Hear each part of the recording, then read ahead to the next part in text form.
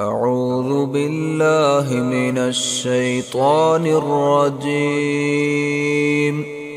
بسم الله الرحمن الرحيم. إن الذين كذبوا بآياتنا واستكبروا عنها لا تفتح لهم أبواب السماء ولا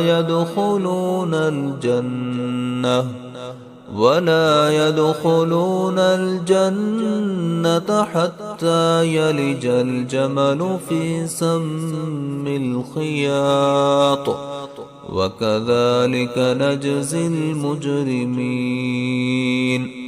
لهم من جهنم مهاد ومن فوقهم غواش، وكذلك نجزي الظالمين.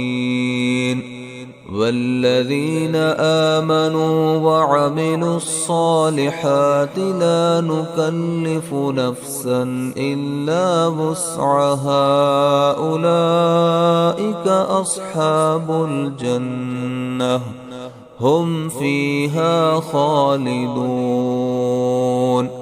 ونزعنا ما في صدورهم من غل تجري من تحتهم الأنهار، وقالوا الحمد لله الذي هدانا لهذا وما كنا لنهتدي لولا أن هدانا الله، لقد جاءت رسل ربنا بالحق ونودوا أن تلكم الجنة أورثتموها بما كنتم تعملون.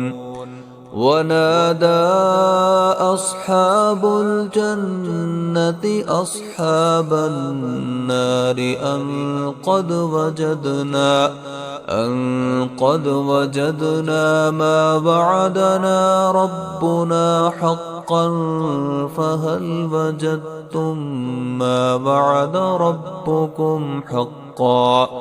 قالوا نعم. فأذن مؤذن بينهم اللعنة الله على الظالمين.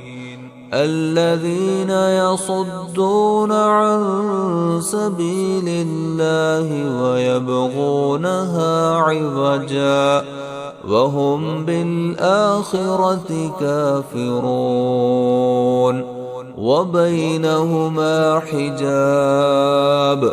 وعلى الأعراف رجال يعرفون كلا بسيماهم ونادوا أصحاب الجنة أن سلام عليكم لم يدخلوها وهم يطمعون. وإذا صرفت أبصارهم تلقاء أصحاب النار قالوا ربنا لا تجعلنا مع القوم الظالمين.